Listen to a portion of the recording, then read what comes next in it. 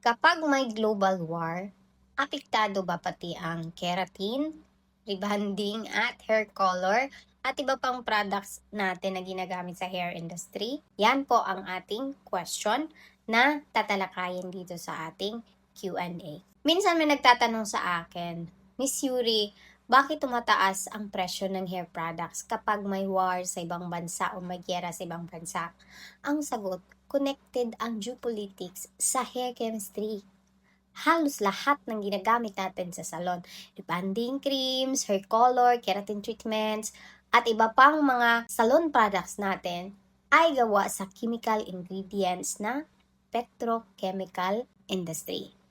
Ang petrochemical industry naman ay heavily dependent sa oil production at malaking bahagi ng oil supply ng mundo ay galing sa Middle East. Alam natin yan lahat. Pag may war sa region na yon, nagkakaroon ng epekto sa buong supply chain.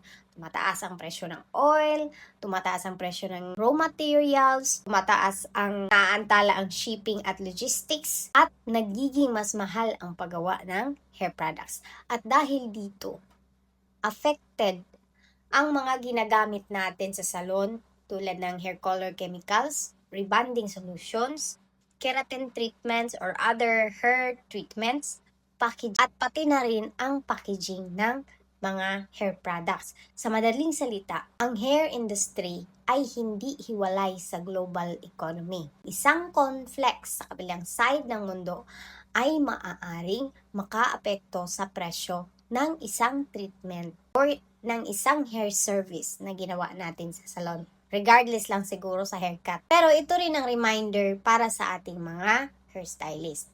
Products may change, prices may rise, but skill and knowledge will always be our strongest asset. Kaya habang nagbabago ang mundo, dapat mas lalo nating palalimin ang ating understanding sa hair chemistry. Dahil ang tunay na value ng hairstylist ay hindi lang nasa product, kundi nasa expertise sa paggamit nito. Miss Yuri here. Follow for more hairdressing POVs and tutorials.